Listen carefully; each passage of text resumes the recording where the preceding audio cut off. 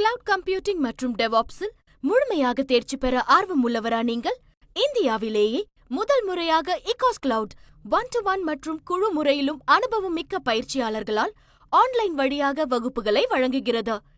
தினசரி மற்றும் வாராந்திர பயிற்சி வகுப்புகள் மூலம் கிளவுட் மற்றும் டெவாப்ஸ் சான்றிதழ்களை பெறலாம். மேலும் தொடர்பு கொள்ள www.ecoscloud.com என்ற இணையதளத்தில் பார்வையிடுங்கள். இந்த கிளவுட் கம்ப்யூட்டிங் ஐடியா இதெல்லாம் நீங்கள் சுற்றி பார்த்ததுக்கு அப்புறம் தான் தோணுச்சு உங்களுக்கு இது பண்ணணும் அப்படின்னு சொல்லிட்டு. மாதம் 25-30 லட்ச ரூபா உடனே சம்பாதிக்கிறது என்ன வழி? அப்போ நண்பர் ஒருத்தர் சொன்னார், இந்த மாதிரி கிளவுட் கம்ப்யூட்டிங்னு ஒன்று இருக்குது, தயவுசெய்து படிங்க.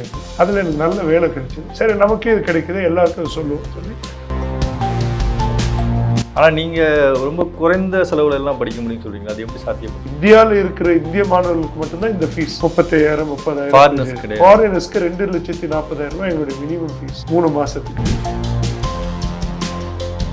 ஏன் இந்தியாவுக்கு மட்டும் கம்மி பண்ணி? வசதி குறைந்தவர்களும் படிக்கிறாங்க. படிக்கிறதுக்கும் வசதிக்கும் சம்பந்தம் இல்லை இல்லையா? அதனால எவ்வளோ கம்மியாக வச்சு எவ்வளோ ரீசனபிளாக ஹை குவாலிட்டி கொடுக்க முடியுமோ அதை கொடுக்கும். உங்ககிட்ட படிக்கிறதுனால இன்டர்வியூ நீங்கள் எடுத்து எங்ககிட்ட சேரணும்னாலே இன்டர்வியூ, அதுக்கு எலிஜிபிள் வேணும். ஆமாம், அந்த இன்டர்வியூ தான் எலிஜிபிலிட்டி. 3 நாள் அவர் எப்படி படிக்கிறாரு, இல்லை 5 நாள் எப்படி படிக்கிறாரு அப்சர்வ் பண்ணி அதுக்கப்புறம் மட்டும்தான் அவர் ஃபீஸை கிட்ட வரும். இப்போ நீங்கள் கற்றுக்கிட்டதை நீங்கள் இங்கே தமிழ்நாட்டில் உள்ள உங்களை மாதிரி உள்ள இளைஞர்களுக்கு சொல்லி கொடுங்க. நீங்கள் எப்படி போனீங்களோ இப்போ போய் உங்களோட அனுபவங்கள்லாம் சேர்த்து ஒரு திறமையான இளைஞர்கள் கொண்டு வரணும்னு நினைக்கிறீங்க. அதே நான் என்ன சிலபஸ் படித்தேனோ என்னோட மெத்தடாலஜி. இப்போ உங்களோட எதிர்கால ஏகாஸ் கிளவுட் கம்ப்யூட்டிங்கோட எதிர்கால திட்டம் என்ன? இதை தாண்டி இன்னும் ஃபியூச்சர் இருக்கு. நாங்கள் இன்னும் எங்ககிட்ட படிக்கிற மாணவர்கள் எல்லாத்துக்கும் எங்களுடைய கேம்பஸ் இன்டர்வியூ எப்படி நிறைய காலேஜில் பண்ணுறாங்களோ அந்த மாதிரி எகாஸ் கிளவுடில் பாஸ் அவுட் ஆகிற எல்லா ஸ்டூடெண்ட்ஸ் கார்பரேட் கம்பெனிஸோட டைப் வச்சு அவங்கள இன்டர்வியூ பண்ணுறதுக்கு ஏற்படும்.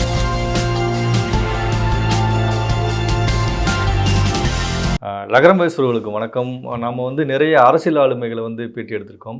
ஆனால் இன்றைக்கு தமிழ்நாட்டிலேருந்து யூகே போய் முன்னேறி ஒரு பெரிய பொருளாதார ஆளுமையாக வந்திருக்க இகாஸ் கிளவுட் கம்ப்யூட்டிங்கோட நிறுவனர் இயக்குனர் திரு சுகுமார் திரு ஸ்ரீனிவாசன் அவர்களை சந்தித்து அது குறித்து பேச போகிறோம். சார் வணக்கம். சார் வணக்கம்.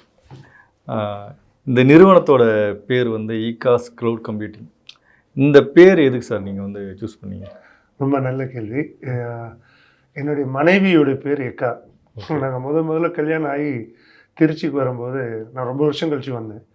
பல பேருக்கு எங்கள் சித்தி ஆஸ்பத்திரி வச்சுருந்தாங்க, என் பேர் தெரியாது, அண்ணன் என்னன்னு கூப்பிடுவாங்க. ஆனால் அவங்க எல்லாத்துக்கும் அக்கா எக்கா ரொம்ப ஈஸியாக இருந்தது கூப்பிடுறதுக்கு. அப்போது தொடர்ந்து அதுக்கப்புறம் நாங்கள் துபாயில் போய் ஒரு கம்பெனி ஆரம்பித்தோம், எக்கா ப்ராப்பர்ட்டிஸ் அப்படின்னு சொல்லி. அது ரொம்ப நல்லபடியாக நடந்தது. ஸோ அதிலிருந்தே தொடர்ந்து எக்கா ப்ராப்பர்ட்டிஸ், எக்கா ஸ்பேஸ், எக்காஸ் குவெஸ்ட், எக்காஸ் கிளவுட். சரி, என்னுடைய ஒய்ஃபோடைய பேர் அதோட கிளவுடுன்ற வார்த்தையை சேர்த்து எக்காஸ் கிளவுட்னு வச்சுருக்கோம். இப்போ நீங்கள் சொல்லும்போது எக்காஸ் ப்ராப்பர்ட்டி நிறைய பிஸ்னஸ் ஸ்டார்ட் பண்ணியிருக்கீங்க. எக்காஸ் கிளவுட் கம்ப்யூட்டிங் ஸ்டார்ட் பண்ணணும் எப்படி உங்களுக்கு ஐடியா தோணுச்சு? நிறையா பிஸ்னஸில் இருக்கும்போது, ஏன்னா இந்த பிஸ்னஸில் கூகுள் இருக்கான், மைக்ரோசாஃப்ட் இருக்கான், பெரிய பெரிய முதலைகள்லாம் இருக்காங்க. இதை ஸ்டார்ட் பண்ணணும் எப்படி உங்களுக்கு ஐடியா தோணுச்சு? இப்போ நான் 44 வயசில் படித்தேன். எனக்கு 3 மாதம் 4 மாதத்தில் நல்ல வேலை கிடைச்சிது. மாதம் 15-20 லட்ச ரூபா சம்பாதிக்கிற அளவுக்கு வேலை கிடைச்சிது. சரி, அப்போ இது எதனால் இந்த ஃபார்முலா ஒர்க் ஆச்சு? அப்போ நிறைய பேர் என்கிட்ட ஃபோன் பண்ணி கேட்டுகிட்டே இருந்தாங்க, எப்படி க்ளவுட் ஆர்கிடெக்ட் ஆகலாம், எப்படி அதெல்லாம் இதாகும் சொல்லி டயர்டாக போய் ஒரு ஸ்டேஜில் ஒரே ஒரு பேஜில் வெப்சைட் பண்ணி பேபாலில் கனெக்ட் பண்ணோம். இதான் ஃபஸ்ட்டு நாங்கள் ஆரம்பித்தது. பேபாலில் கனெக்ட் பண்ணி ஆரம்பித்து ட்ரெயினர்ஸ் வச்சு பே பண்ணோம், ஃபீஸ் கலெக்ட் பண்ணி பாடம் நடத்த ஆரம்பித்தோம். அதுக்கப்புறம் முதல் மாதமே 17 பேர் சேர்ந்தாங்க students through out the world. அதை ஃபர்தராக டெவலப் பண்ணி ஸோ ஆரம்பித்ததுக்கு உண்டான காரணம் எனக்கு வேலை கிடைச்சது. பல பேர் கிடைச்சதே எப்படின்னு கேட்டு அதிலிருந்து வளர்ந்தது தான், ஆர்கானிக்காக வளர்ந்தது தான் இன்றைக்கி இந்த ஸ்டேஜ். இல்லை, பல தமிழர்கள் தமிழ்நாட்டிலேருந்து வெளிநாட்டுக்கு பிழைக்க போகிறாங்க, இல்லை சம்பளத்துக்கு வேலைக்கு போகிறாங்க. நீங்கள் திருச்சிலேருந்து போய் யூகேயில் போய் வேலைக்கு போய் இதெல்லாம் எப்படி சாத்தியப்பட்டுச்சு? எப்படி சாத்தியப்பட்டதுன்னா ஒரு பின்புலம் இருக்கணும்ல, அதான் நீங்கள் ஒரு பின்புலம் இல்லாமல் இங்கேருந்து போய் நீங்கள் எப்படி சாத்தியம்? இல்லை, உண்மையில் பின்புலம்லாம் கிடையாது. எங்கள் வீட்டில் வெளிநாடு போன முதல் ஆள் நான் தான். நீங்கள் தான் முதல்ல? நான் தான் முதல்ல. அப்பா மத்திய அரசில் சுங்கத்துறை அதிகாரியாக சென்னை விமான நிலையத்தில் பணியாற்றினார். நான் பைலட் ட்ரைனிங்க்கு போயிட்டு இருந்தேன் மெட்ராஸ் ஏர்போர்ட்டில். அப்போது நான் முடித்து சொந்த ஆர்வத்தில் நான் படித்து முதல்ல லண்டனுக்கு ப்ரொஃபஷனலாக வேலைக்கு போய் யூஎஸ்க்கு போனது நான் தான். அதுக்கு முன்னாடி எல்லாம் ஹாலிடேஸ்க்கு அங்கே இங்கே போயிட்டு வந்திருப்பாங்க இல்லையா, பர்மனெண்ட்டாக வேலைக்கு போனது நான் தான். இது வந்து பின்புலமோ யாரோ ரெக்கமெண்ட் பண்ணியோ சிபாரிசு பண்ணி தீவிர முயற்சி எடுத்து முயற்சியில். எந்த வருஷம் போனீங்க? இது 1995-96. அங்கே போய் நீங்கள் வேலை தானே பார்த்தீங்களா, படிச்சுக்கிட்டே வேலை பார்த்துட்டு? இல்லை, நான் ஸ்டூடெண்ட்டாக போகவே இல்லை. நான் படித்தது எல்லாமே இங்கே தான் படித்தேன். Madras Christian college higher secondary ஸ்கூலில் படித்தேன். மெட்ராஸ் யூனிவர்சிட்டியில் பேச்சுலர்ஸ் படித்தேன். மெட்ராஸ் ஃப்ளைங் கிளப்பில் படித்தேன். என்னுடைய முதல் வேலையே லண்டனில் தான் கிடைச்சது எனக்கு. ஏன்னா நான் இந்தியாவில் வேலைக்கே முயற்சி பண்ணல. பைலட் வேலையில் இருந்தேன். நான் வேலைக்கு ஐடியில் இந்தியாவில் வேலைக்கே நான் முயற்சி பண்ணேன். இங்கே ஒரு வருஷம் கோர்ஸ் படித்தேன். படித்து முடிச்ச உடனே நான் முதல் வேலைக்கு அப்ளை பண்ணதே லண்டன், அமெரிக்காவில் தான் வேலைக்கு அப்ளை பண்ணேன். அது கிடைச்சிது எனக்கு. அப்புறம் ஒரு வருஷம் லண்டனில் இருந்தேன். பிறகு அமெரிக்காவில் ஒரு 4-5 வருஷம் இருந்தேன். யூரோப்பில் இருந்தேன், சுவிட்சர்லாண்டில். யூரோப்லேயும்? அதே யூரோப். இல்லை, இந்த க்ளவுட் கம்ப்யூட்டிங் ஐடியா வந்து இதெல்லாம் நீங்கள் சுற்றி பார்த்ததுக்கப்புறம் தான் தோணுச்சா உங்களுக்கு இது பண்ணணும் அப்படின்னு சொல்லிட்டு? நியாயமான கேள்வி. என்னென்னா, நான் எதை கொஞ்சம் கையில் காசு இருந்தாலும் ஏதாவது தொழில் பண்ணலான்ற ஒரு எண்ணத்துலேயே இருப்பேன். அப்போது 2010 நான் நினைக்கிறேன், 2010 நாங்கள் வந்து துபாயில் இருந்துட்டு ஒரு 4 வருஷம் கழித்து ஜார்ஜியாவில் போய் சொந்தமாக டேட்டா சென்டர் ஒன்று ஓப்பன் பண்ணி சொந்தமாக ஃப்ரீ கிளாசிஃபைட்ஸ் ஓப்பன் பண்ணி ஜார்ஜியான்ற நாட்டில், அமெரிக்காவில் இருக்க மாகாணம் இல்லை, அமெரிக்காவில் இருக்க ஜார்ஜியா இல்லை கிடையாது, இங்கே ஒரு கண்ட்ரி நாடு, அர்மேனியாவுக்கு பக்கத்தில். அது அர்மேனியா துருக்கிக்கு பக்கத்தில் இருக்க நாட்டில் இருந்து தான் என் ஒய்ஃப் வராங்க. அப்போ அங்கே போனப்போ ஏதாவது பிஸ்னஸ் பண்ணணுன்றப்போ நம்ம இந்தியாவில் இருக்கிற ஃப்ரீ கிளாசிஃபைட்ஸ், குவிக்கர், OLX இருக்க மாதிரி அங்கே சொந்தமாக எக்கா ஸ்பேஸ்னு ஒன்று தொடங்கணும். ஒரு சொந்தமாக ஒரு டேட்டா சென்டர் தொடங்கணும். அதெல்லாம் வந்து அதிக பணம் கொடுக்க தொழில், ஆனால் அதிக வருடம் கழித்து பணம் கொடுக்கக்கூடிய ஒரு தொழில். பல கோடி ரூபாய் முதலீட்டு செய்து பொறுமையாக 10 ஆண்டுகள் 20 ஆண்டுகள் இருந்தால் பின்னாடி பெரிய அளவில் பணம். அது தெரியாமல் நான் உள்ளே போய் இருந்த பணத்தெல்லாம் போட்டுட்டு ஒரு 2-3 வருஷம் கழித்து திருப்பி ரீஇன்வெஸ்ட் பண்ணுறதுக்கு மாதம் 20 லட்சம் 30 லட்சம் தேவைப்பட்டப்போ பணம் இல்லை. அப்போது நம்ம சின்னம்மா கிட்டேயோ அம்மா கிட்டேயோ சித்தி கிட்டேயோ மாமா கிட்டேயோ கேட்டால் ஒரு அளவுக்கு தான் கொடுப்பாங்க.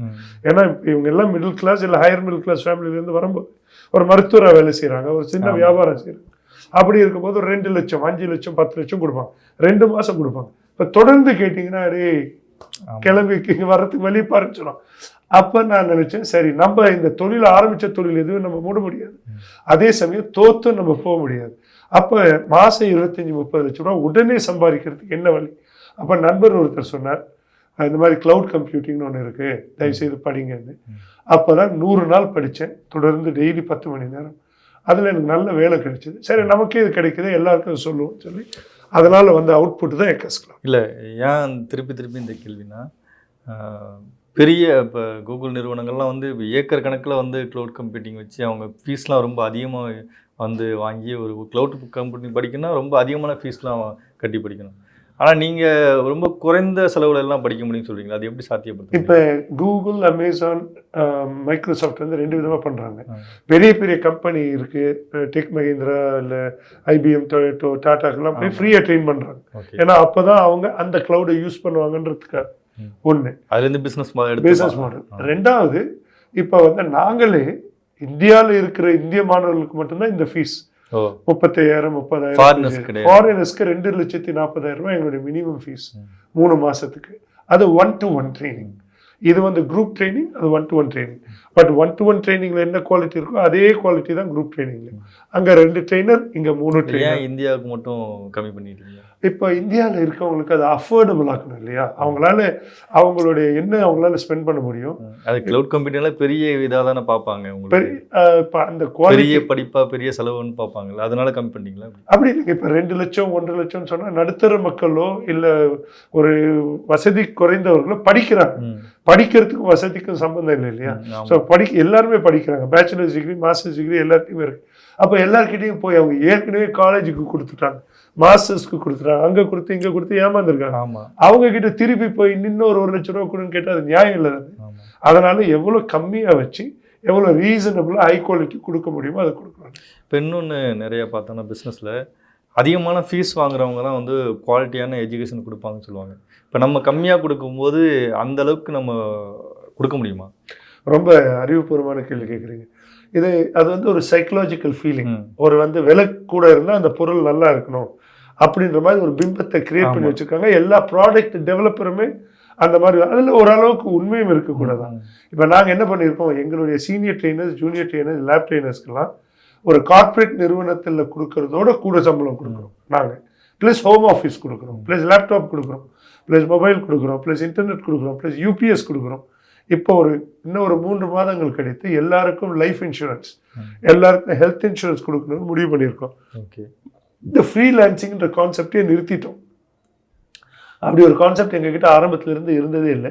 வெறும் பெர்மனெண்ட் எம்ப்ளாயிஸ் மட்டும்தான். அப்போதான் அவங்கள ஆன்சரபிள் ஆக்க முடியும். ஏன் இந்த பையன் படிக்கல அப்படின்னு ஒரு ட்ரெயினர் கூப்பிட்டு கேட்க முடியும். ஏன் இந்த பையனுக்கு வேலை கிடைக்கலன்னு சொல்லி ஒரு ஸ்டூடெண்ட்டுக்கு வேலை கிடைக்கலன்னு கேட்க முடியும். ஃப்ரீலான்ஸ் பண்ணாங்கன்னு கேட்க முடியும், விட்டுட்டு அடுத்த கம்பெனிக்கு போயிடும். ஸோ அதில் உள்ள குறைகள் எல்லாம் முடிச்சு நிவர்த்தி பண்ணி கொண்டுட்டு வந்தோம். இப்போ இதில் உங்ககிட்ட படித்தா என்னென்ன பெனிஃபிட்ஸ், அதாவது வேலை வாய்ப்புகள் எந்த மாதிரிலாம் கிடைக்கும், ஏன் உங்கள்கிட்ட படிக்கணும்? நியாயமான வார்த்தை. இப்போ என்னன்னாங்க, மார்க்கெட்டில் நிறைய வேலை இருக்குது, ஒரு பக்கம் படித்தவங்க நிறைய பேர் இருக்காங்க, நடுவில் பெரிய கேப் இருக்குது. அந்த கேப்பையும் நிறைய குட்டி குட்டி இன்ஸ்டிடியூட்ஸ் வந்து இவ்வளோ கொடு அவ்வளோ கொடு ஒரு பேப்பர் சர்டிஃபிகேட் கொடுத்து எல்லாம் பேப்பரை வச்சுட்டு வீட்டில் உட்காந்துருக்காங்க. வேலை கிடைக்க மாட்டேங்குது. வேலை தேடி தேடி அதுவே ஒரு வேலையாக பண்ணும். அப்போ நாங்கள் என்ன பண்ணோம்னா ரிவர்ஸ் இன்ஜினியரிங் பண்ணோம். கம்பெனிக்கு என்ன தேவை அதை சிலபஸாக போட்டோம். அதை எப்படி திறம்பட நடத்துறதுன்னு கோர்ஸ் ஃப்ளோவை போட்டோம். முதல்ல நாங்கள் கோர்ஸ் ஆரம்பிக்கும் போது எங்களுடைய கோர்ஸ் ஃப்ளோ சிலபஸாக 1 பேஜ் இருந்தது. இன்றைக்கி எங்களுடைய சிலபஸ் 30 பேஜ் இருக்குது, கோர்ஸ் ஃப்ளோ 4 பேஜ் இருக்குது. அப்போது ஒவ்வொரு தடவையும் ஸ்டூடெண்ட்ஸ் கிட்ட இருந்து ஃபீட்பேக் வாங்கி என்ன தேவையோ அதை மாற்றி மாற்றி பண்ணிகிட்டு இருக்கோம். கான்ஸ்டண்ட்டாக தொடர்ந்து பண்ணிகிட்ருக்கோம். அப்போ ஒன்று. ரெண்டாவது, ஏன் எங்ககிட்ட வந்து படிக்கணும்? முதல்ல இன்டர்வியூ இருக்குது.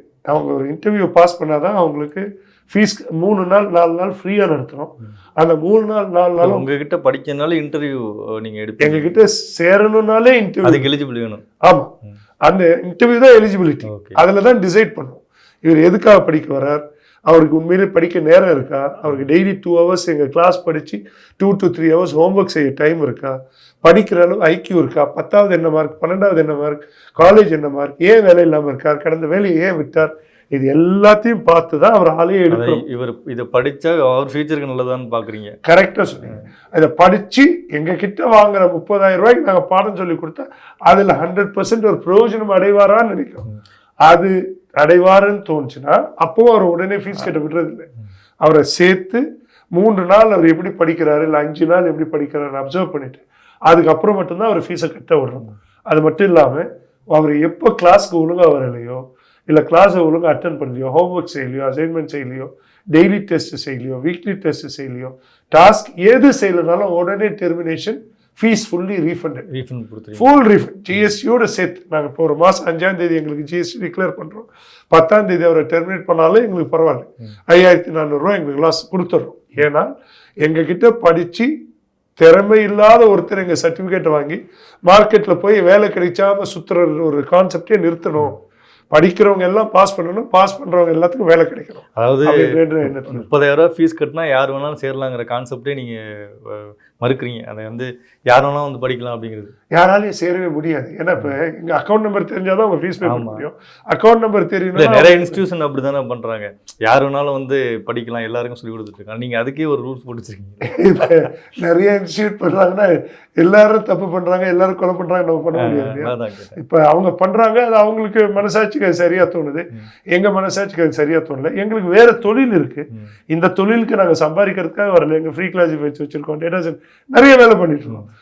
இன்னொரு நாட்டில் கார் பிஸ்னஸ் பண்ணுறோம்.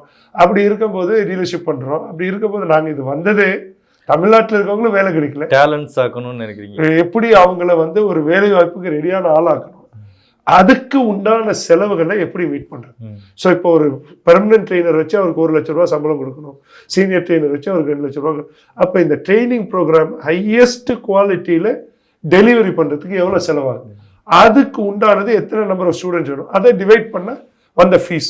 இப்போ இந்த ஸ்டூடெண்ட் நம்பர் இன்க்ரீஸ் ஆக ஃபீஸ் குறையும். ஏன்னா நாங்கள் இதை ப்ராஃபிட் மோட்டிவ்ல பண்ணலை.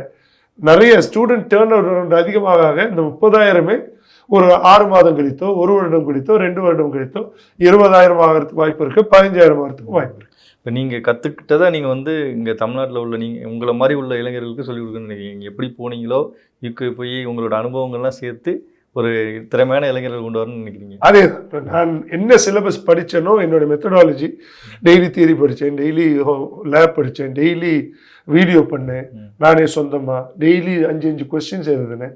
ஸோ இப்போ அந்த கொஸ்டின்ஸ் எழுதுறதுக்கு மட்டும் தனியாக ஒரு ஃபோரமே பண்ணிட்டோம். கோரா மாதிரி எங்களோட எல்லா ஸ்டூடெண்ட்ஸும் சேர்ந்து எக்காஸ் குவெஸ்ட் அப்படின்னு சொல்லி கொஸ்டின் போட்டு அதில் அவங்க டெய்லி தினமும் 5 கேள்விகள் எழுதணும், 5 கேள்விக்கு பதில் எழுதணும். அதுலேயே இப்போ கிட்டத்தட்ட ஒரு 15,000 கேள்விகள் இருக்கு, கொஸ்டின் பேங்க் இருக்கு. ஸோ அப்போ மக்கள் வந்து படிக்கிறவங்க வேற எங்கேயுமே போய் தேட வேண்டாம். கொஸ்டின் பேங்கா இங்க இருக்கு, ஆன்சரா இங்க இருக்கு, தியரியா இங்க இருக்கு, லேபா இங்க இருக்கு, ப்ராஜெக்டா இங்க இருக்கு. வந்து சொல்ற வேலையை ஒழுங்கா செஞ்சா போதும். இப்போ உங்கள்கிட்ட படிச்சா வேலை வாய்ப்புகள்லாம் எப்படி இருக்கும்? இப்போ நீங்களே வேலையை எடுத்து கொடுத்துருவீங்களா இல்லை வந்து இவங்க தான் வேலையை பார்த்துக்கணுமா? இந்த மாதிரி இப்போ என்ன பிரச்சனை அதுலன்னா, நாங்கள் ரெக்ரூட்மெண்ட் கம்பெனியோ பிளேஸ்மெண்ட் கம்பெனியோ கிடையாது.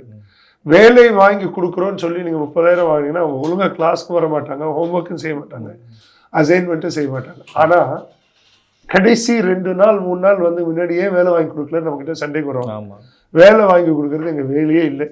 ஒழுங்கா வந்து படிச்சிங்கன்னா லட்சக்கணக்கான வேலைகள் இருக்கு, நிறைய இருக்கு, ஏகப்பட்டது இருக்கு. Cloud architect, skilled, talented, certified cloud architect எவனும் வேலை இல்லாமல் நான் பார்த்ததே இல்லை. அப்போ அவ்வளோ வேகன்சி இருக்கு மார்க்கெட்டில். அப்போ இவங்க பண்ண வேண்டியது ஒழுங்கா வந்து படிக்க வேண்டியது, ஒழுங்கா ஹோம்ஒர்க் செய்ய வேண்டியது. இதை கொடுக்குற அன்றாடம் நாங்கள் கொடுக்கும் ஒவ்வொரு டாஸ்கையும் அவங்க ஒழுங்கா செஞ்சாங்கன்னா உறுதியாக வேலை கிடைக்கும். அதை படித்து முடிச்சோன்னா அவங்களுக்கு மார்க் இன்டர்வியூ கண்டக்ட் பண்ணுவோம், சிவி கிரியேட் பண்ண ஹெல்ப் பண்ணுவோம். அவங்க பண்ண உண்மையான ப்ராஜெக்டை சிவியில் போடுவோம். அதில் போய் சொல்லி அதில் இத்தனை வருஷம் எக்ஸ்பீரியன்ஸ் எதுவுமே பண்ணுறது, எந்த ஒரு தப்பான காரியமும் நாங்கள் செய்ய மாட்டோம். அதை டேலண்ட்ஸை வந்து நீங்கள் கிரியேட் பண்ணுறீங்க. நம்மகிட்டயே ஏகப்பட்ட டேலண்ட் இருக்குங்களே. அதை வந்து இப்போ தனி ஒரு நடிகரால் 100 கோடி சம்பாதிக்க முடியுது, தனி ஒரு வியாபாரியால் 1000 கோடி சம்பாதிக்க, ஏன் நம்மளால பண்ண முடியாது? அப்போ ஏதோ ஒன்று அவங்க கிட்ட இருக்கிற ஒரு டேலண்ட்டை ஒருத்தர் பார்த்து அந்த டேலண்ட்டை வளர்த்து விட்டுருக்காரு. அதே தான் இப்போ நாங்கள் பண்ணுறோம். ஒவ்வொரு ஸ்டூடெண்ட்ஸையும் அவங்களுக்கே அறிமுகப்படுத்துறோம். இப்போ உங்களோட எதிர்கால ஏகாஸ் கிளவுட் கம்ப்யூட்டிங் கூட எதிர்கால திட்டம் என்ன இருக்கும் உங்களுக்கு? இதை தாண்டி இன்னும் ஃபியூச்சரிஸ்டிக்காக இப்போ இந்த ஆண்டு வந்து நாங்கள் ஓஎம்ஆர்லேயும் ஒயிட் சிட்டிலையும் ஃபிசிக்கல் ஆஃபீஸ் சென்டர் ஒன்று ஓப்பன் பண்ணணும் அப்படின்ற ஐடியாவில் இருக்கும். சொந்தமாக கட்டடம் வாங்கி. இதோட மெயின் ப்ராப்ளம் என்னென்னா, இப்போ ஆன்லைன், இப்போ இனிமேல் வந்து ஆன்சைட்டுக்கு போய் படிக்க வேண்டிய அவசியம் பெரிய அளவில் இல்லை.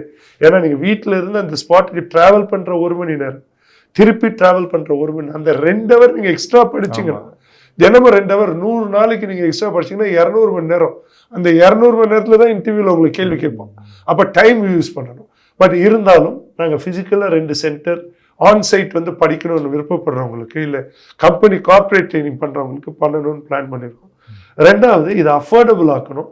நாங்கள் வந்து இன்னும் எங்ககிட்ட படிக்கிற மாணவர்கள் எல்லாத்துக்கும் எங்களுடைய கேம்பஸ் இன்டர்வியூ எப்படி நிறைய காலேஜில் பண்ணுறாங்களோ அந்த மாதிரி எக்காஸ் கிளவுடில் பாஸ் அவுட் ஆகிற எல்லா ஸ்டூடெண்ட்ஸும் கார்பரேட் கம்பெனிஸோட டைப் வச்சு அவங்கள வந்து இன்டர்வியூ பண்ணுறதுக்கு ஏற்பாடு பண்ணிட்டு இருக்கோம். இப்போ ட்ரைனிங் சென்டர் வந்து சென்னையில் மட்டும்தான் பண்ணுற மாதிரி ஐடியாவா, இல்லை திருச்சி, திருநெல்வேலி கொஞ்சம் டீப்பாக உள்ளே போவீங்களா? ரொம்ப நல்ல கேள்வி. இப்போ இந்த வருஷமும் அடுத்த வருஷமும் நாங்கள் சென்னையில் ஒன்று, பெங்களூரில் ஒன்று தான் பண்ணலான்னு இருக்கோம். பட் மற்றபடி என்ன பண்ணலான்னு இருக்கோம்னா, இப்போ நாங்கள் கரெக்டாக அமிர்தா யூனிவர்சிட்டியோட அவங்களுடைய காலேஜில் போய் பாடம் எடுக்கிறோம். இப்போ அவங்களோட சேர்ந்து நாங்கள் இன்டெகிரேட்டட் கோர்ஸும் கொடுக்கலான்னு இருக்கோம். அப்போ அந்த மாதிரி இப்போ திருநெல்வேலி, மதுரை, கோயம்புத்தூர், ராமநாதபுரம் எந்தெந்த காலேஜ் ஓனர்ஸ் நாங்கள் சொல்கிற சிலபஸ் கோர்ஸ் ஃப்ளோக்கு நாங்கள் சொல்கிற டேர்ம்ஸ் கேட்டு அவங்க பசங்களை படிக்க வைக்கிறதுக்கு ஆர்வம் இருக்காங்களோ அவங்களோட சேர்ந்து அந்த சைட்டில் எங்கள் ட்ரெயினர்ஸை யூஸ் பண்ணி எப்படி நாங்கள் அமிர்தாக்கு பண்ணுறோமோ அதே மாதிரி நாங்கள் பண்ண தயாராக இருக்கோம். இவ்வளோ நேரம் உங்கள் நேரத்தை எங்களுக்காக சொல்லிட்டு மிக்க நன்றி. வாய்ப்புக்கு ரொம்ப நன்றி.